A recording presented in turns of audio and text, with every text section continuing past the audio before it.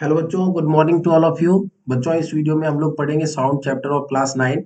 Topic है यहाँ पर calculation of minimum distance to hear an echo. बच्चों, हम लोगों ने एको पढ़ा था लास्ट वीडियो में, और एको के बारे में हम लोग को पता है, reflection of the sound from the hard surface, yes और नो, दैट इज कॉल्ड एको। और एको जनरली कहाँ पर प्रोड्यूस होता है बच्चों? जब किसी बड़े से हॉल में हम बिल्कुल, जहाँ पर कि कोई भी सामान ना हो, बिल्कुल हॉल खाली हो, तो वहां पर कोई भी वर्ड्स अगर हम बोलते हैं बच्चों, चिल्लाते हैं, तो हमें सेम वर्ड सुनाई पड़ता है। दिस इज लेक्चर नंबर 18 बच्चों।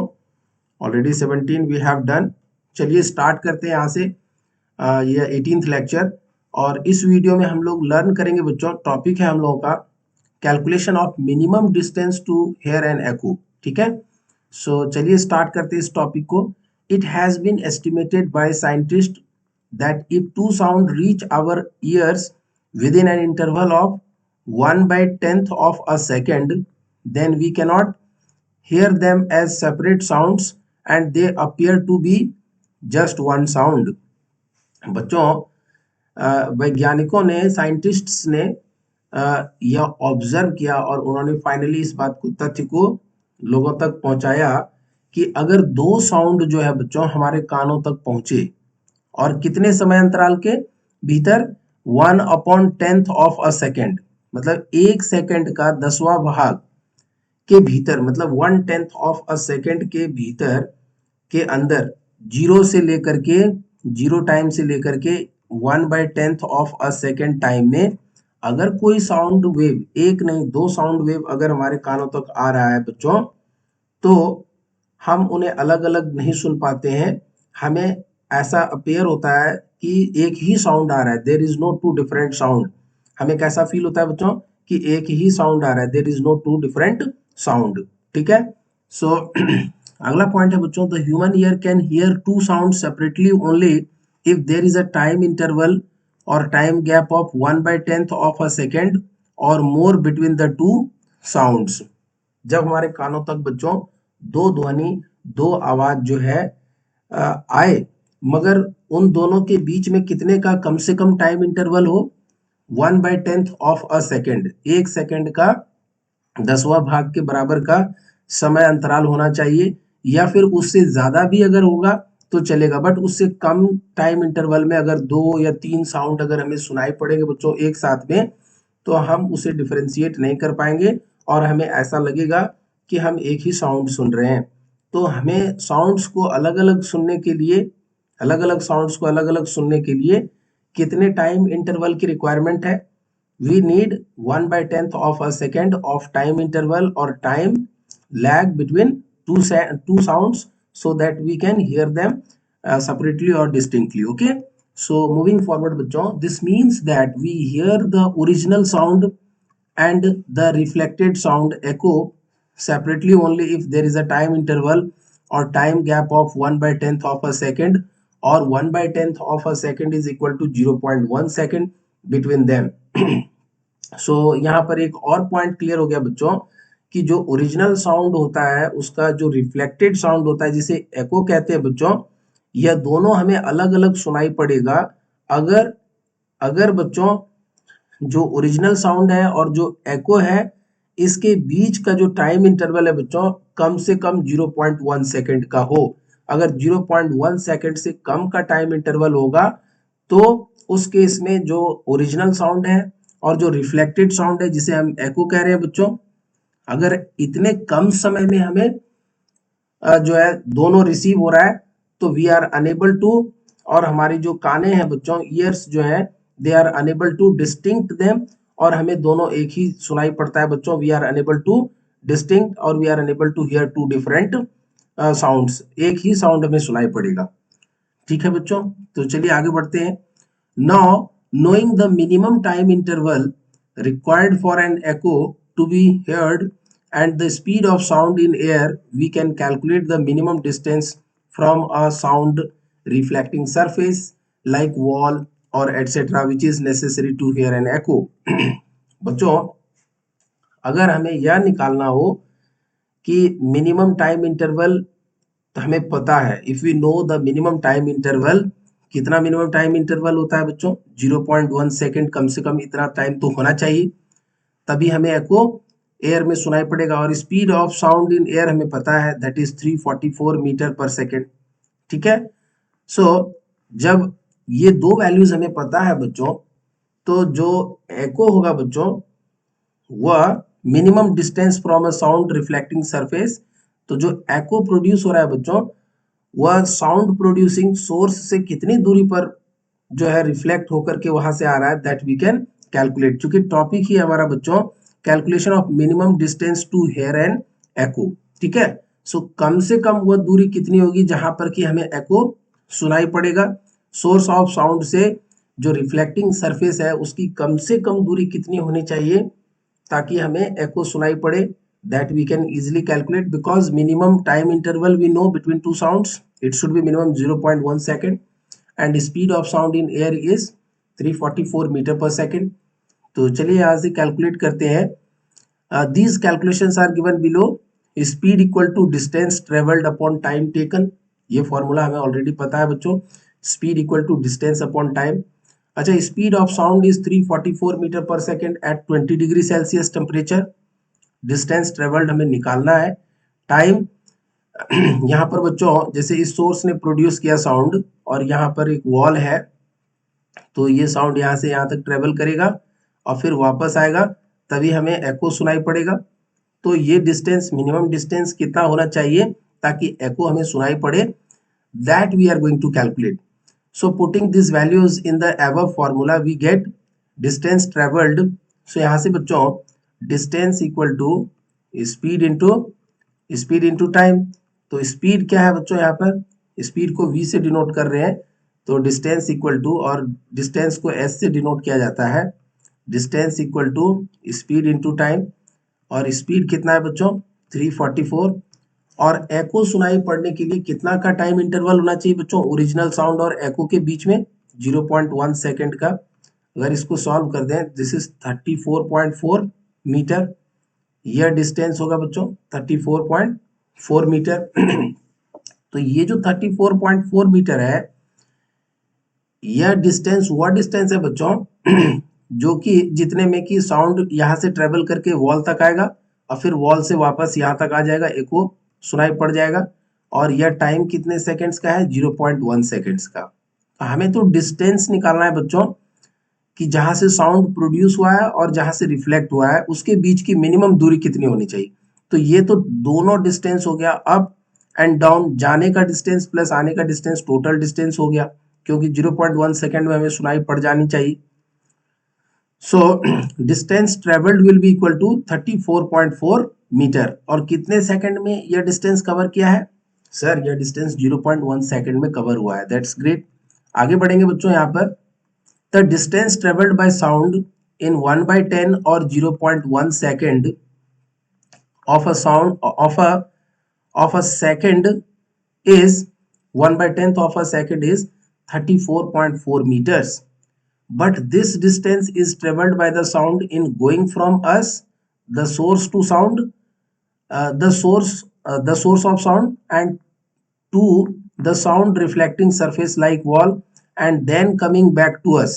I will repeat this point बच्चों, यह जो डिस्टेंस है यह वह डिस्टेंस है बच्चों, दिस इज द सम। यह जाने में जितना लगा x डिस्टेंस गया, आने में भी x डिस्टेंस कवर किया, टोटल डिस्टेंस कितना कवर किया 2x, and that is equal to 34.4 metre. So अगर x निकाले बच्चों तो 34.4 बाई 2 करेंगे, so this will be 17.2 metre. So x की वैल्यू हो जाएगी बच्चों 17.2 metre. So our distance from the sound reflecting surface like wall to hear an echo should be half of 34.4 meter, and which is equal to this is how much 17.2 meter. Okay, so this distance 34.4 divided by 2 is 17.2 meter. So this is very very important बच्चों, इसको यहाँ पर लिखेंगे आप। So this distance is equal to 17.2 meter. आगे बढ़ेंगे यहाँ से हम लोग। From this we can conclude that the minimum distance from a sound reflecting surface or wall to hear an echo is 17.2 metre at 20 degree Celsius. तो कितनी दूरी कम से कम मिनिमम डिस्टेंस होनी चाहिए बच्चों किसी भी वॉल से या साउंड रिफ्लेक्टिंग सरफेस से सोर्स ऑफ साउंड का, ताकि हमें एको जो है वो क्लियरली सुनाई पड़े बच्चों। That distance is 17.2 metre at 20 degree Celsius temperature. अगर एटमॉस्फेयर का टेम्परेचर 20 डिग्री सेल्सियस हो in that case, so this means that in order to hear an echo of our shout we should be at least 17.2 meter away from the source reflecting surface, away from the sound reflecting surface like wall। यहाँ पर कहने का मतलब यह है बच्चों कि हम जो भी वर्ड्स प्रोनाउंसिएट करेंगे, चिल्लाएंगे, उसका एको सुनने के लिए कितने डिस्टेंस पर हमें होना चाहिए? मिनिमम 17.2 मीटर्स की दूरी पर होना चाहिए। कहां से? Away from a sound reflecting surface like wall. जो साउंड रिफ्लेक्टिंग सरफेस होगा, चाहे वॉल है बच्चों ये कोई क्लिफ है या कोई भी सरफेस है, हार्ड सरफेस है, जहां से साउंड का रिफ्लेक्शन होगा बच्चों और हमें एको सुनाई पड़ेगी, तो ये डिस्टेंस, मिनिमम डिस्टेंस कितना होना चाहिए? That should be 17.2 metre. और यह डिस्टेंस जो है बच्चों ये 20 डिग्री सेल्सियस पर है। और जब मीडियम जो है between the source of sound and the reflecting surface जो है, जब इसके बीच का मीडियम कैसा है? एयर मीडियम है, उस केस में यह वैल्यू हम ऑब्टेन कर रहे हैं। ठीक है बच्चों, आगे बढ़ेंगे। Note that 17.2 metres from a sound reflecting surface is the minimum distance to hear an echo in air at temperature 20 degree Celsius. यह 20 डिग्री सेल्सियस पर कंडीशंस दिया हुआ है बच्चों, यह वैल्यूज दी हुई है। This distance will change with the change of with the temperature of air. बच्चों this distance will change with the temperature of air. अगर एयर का टेम्परेचर चेंज होगा, if the temperature of air will change, this distance will also change। ठीक है बच्चों, actually the speed of sound in air increases with increasing temperature। अगर temperature बढ़ेगा बच्चों, अगर टेम्परेचर 20 डिग्री से 30 डिग्री सेल्सियस होगा, तो स्पीड कितना था 20 डिग्री पर? 344 मीटर पर सेकेंड। तो यह जो स्पीड है बच्चों 20 डिग्री से 30 डिग्री टेम्परेचर पर जाने पर, यह स्पीड 370 हो सकता है या 350 हो सकता है, बट 344 मीटर पर सेकेंड से ज्यादा स्पीड से मूव करेगा। क्योंकि जब जब टेम्परेचर बढ़ता है, जैसे जैसे एयर का, एटमॉस्फेयर का टेम्परेचर बढ़ेगा बच्चों, स्पीड ऑफ साउंड भी क्या होगा? यहाँ पर इंक्रीज होता है। ठीक है, so the speed of sound in air will be more on a hot day. गर्मी के दिनों में बच्चों टेम्परेचर ज्यादा होता है, तो इसलिए speed of sound in air जो है गर्मी के दिनों में ज्यादा होगा। When the temperature is high, जब टेम्परेचर हाई होगा। Then on a cold day, ठंड के मौसम के रिस्पेक्ट में, सर्दियों के मुकाबले बच्चों गर्मियों में जो speed of sound in air होगा वह ज्यादा होगा, क्योंकि गर्मियों में टेम्परेचर जो है वो ज्यादा होता है, और टेम्परेचर अगर ज्यादा होगा तो speed of sound in air भी क्या होगा? ज्यादा होगा। Since the speed of sound is more on a hot day, therefore an echo is heard sooner on a hot day than on a cold day। बच्चों आप समझ सकते हैं इस बात को कि जहां पर स्पीड ज्यादा होगा वहां पर एको के सुनाई पड़ने की पॉसिबिलिटीज क्या होगी? ज्यादा होगी। तो हम यहां से क्लियरली बोल सकते हैं बच्चों कि गर्मी के दिनों में टेम्परेचर ज्यादा होने के कारण स्पीड ऑफ साउंड ज्यादा होगा, और स्पीड ऑफ साउंड ज्यादा होगा बच्चों, तो एको के सुनाई पड़ने की जो पॉसिबिलिटी है, या एको जो सुनाई पड़ेगा बच्चों वह हमें जल्दी सुनाई पड़ेगा, क्योंकि साउंड जाएगा, सरफेस को रिफ्लेक्ट करेगा और वहां से जल्दी से वापस आ जाएगा, क्योंकि स्पीड ऑफ साउंड ज्यादा है। आप समझिए इस बात को। जैसे ये वॉल है, अगर हॉट डेज में हम बात करें, गर्मी के दिनों में, यहाँ पर आप खड़े हैं, यहाँ से साउंड गया, बहुत तेजी से जा रहा है, तो बहुत तेजी से वापस भी आ रहा है, क्योंकि टेम्परेचर हाई है, तो स्पीड ज्यादा है, तो जल्दी से आएगा और जल्दी लौट जाएगा, तो रिफ्लेक्शन जल्दी होगा, तो एको भी हमें क्या होगा? जल्दी सुनाई पड़ेगा। लेकिन सेम चीज अगर सर्दियों के मौसम में हम देखें बच्चों, अगर यहाँ पर कोल्ड डेज में देखें, तो कोल्ड डेज में क्या होगा कि साउंड सोर्स तो यहाँ पर है, this is the point of source, ठीक है, एस स्टैंड्स फॉर सोर्स। सो जब साउंड यहाँ से चलेगा तो चूंकि टेम्परेचर कम है तो टेम्परेचर लो है, डाउनवर्ड एरो का मतलब होता है बच्चों temperature is low, upward arrow अगर लिखा हो तो टेम्परेचर इज हाई। तो सर्दियों में टेम्परेचर तो बच्चों बहुत कम हो जाता है, 2 डिग्री 3 डिग्री 4 डिग्री टेम्परेचर हो जाता है कि नहीं। सो जब टेम्परेचर कम हो जाएगा तो स्पीड ऑफ साउंड भी कम होगा, और जब speed of sound in air कम होगा बच्चों तो यह ज्यादा समय में, अगर स्पीड कम हो तो यह ज्यादा समय में बच्चों वॉल तक पहुंचेगा, और फिर वहां से रिफ्लेक्ट होने में भी इसे ज्यादा समय लगेगा, और इस तरह से हमें एको सुनने की पॉसिबिलिटी जो है होगी, लेकिन देर से होगी, ठीक है। तो गर्मी के दिनों में हमें एको जल्दी सुनाई पड़ेगा बच्चों, और सर्दियों में एको सुनाई पड़ने का पॉसिबिलिटी क्या रहेगा, कम रहेगा, यह जल्दी सुनाई नहीं पड़ेगा, देर से पड़ेगा, यहाँ पर लेट होगा बच्चों एको को पहुंचने में। अगर हम स्ट्रिक्टली बात करें तो दोनों ही कंडीशंस में एको प्रोड्यूस होगा, लेकिन यहाँ पर क्या होगा बच्चों, यह लेट होगा, और यहाँ पर बहुत तेजी से बहुत जल्दी सुनाई पड़ेगा, सून, फास्टर, ठीक है। यहाँ पर फटाफट होगा और यहाँ पर स्लो होगा, ठीक है, यहाँ पर तुरंत होगा सून।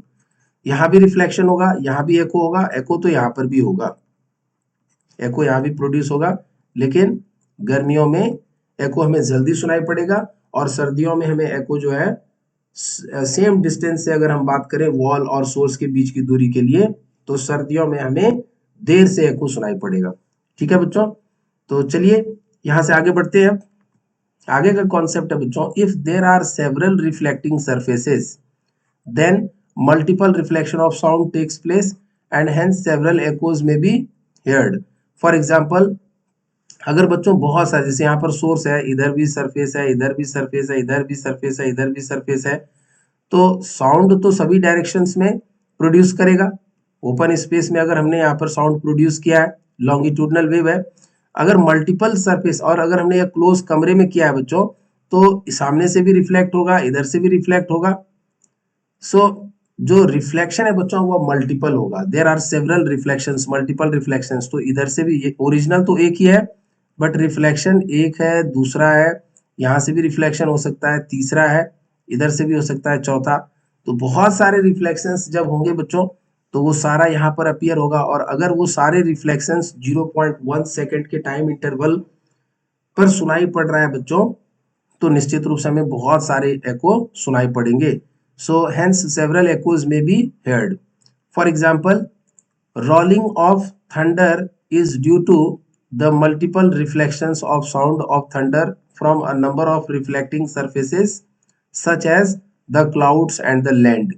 बच्चों बरसात के मौसम में आपने देखा होगा कि जो थंडरिंग साउंड होती है वह बहुत देर तक हमें सुनाई पड़ती है, कंटिन्यूअसली सुनाई पड़ती है, और लगता है कि वो रोल कर रहा हो, साउंड जो है वो क्या कर रहा हो, रोल कर रहा हो। जैसे मान लीजिए कोई चीज इस तरह से इसके ऊपर रोलिंग करता है, तो वैसे ही लगता है कि साउंड जो है यहाँ पे कई बार हमें बरसात के मौसम में रोलिंग साउंड का सेंसेशन होता है बच्चों, सुनाई पड़ती है हमें। तो ऐसा इसलिए होता है क्योंकि ओरिजिनल साउंड तो एक ही है, और बाकी जो साउंड है वो कैसा साउंड है बच्चों, रिफ्लेक्टेड साउंड है, जिसको एको कहते हैं। और वो कहाँ से प्रोड्यूस होता है, जब बहुत सारे सरफेस हो, मल्टीपल सरफेस हो यहाँ पर रिफ्लेक्शन करने के लिए। तो मल्टीपल सरफेस में हो सकता है बच्चों लैंड, और यहाँ पर हो सकता है क्लाउड, क्लाउड भी हो सकता है, यस और नो। क्लाउड भी स्प्लिटेड पार्ट में होता है बच्चों, बहुत दूर तक क्लाउड है, तो जो साउंड प्रोड्यूस होगा वह साउंड जो है वो क्या होगा, रिफ्लेक्ट होगा, और मल्टीपल रिफ्लेक्शन होगी बच्चों। And when there will be multiple reflection, तो उस कंडीशन में क्या प्रोड्यूस होगा बच्चों, there will be rolling of thunder,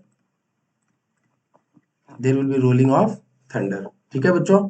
सो इस वीडियो में यह multiple reflection, calculation of minimum distance to hear echo, ये सारी बातें हम लोगों ने कवर किया बच्चों, इसे अच्छे से कंप्लीट कराया। तो इसको अच्छे से वॉच करिए, इसको नोट करिए बच्चों, और यहाँ से आगे हम लोग बढ़ेंगे definitely in the next video. तो अगले वीडियो में मिलते हैं आप लोगों से। इस वीडियो में आपके लिए इतना ही, थैंक यू।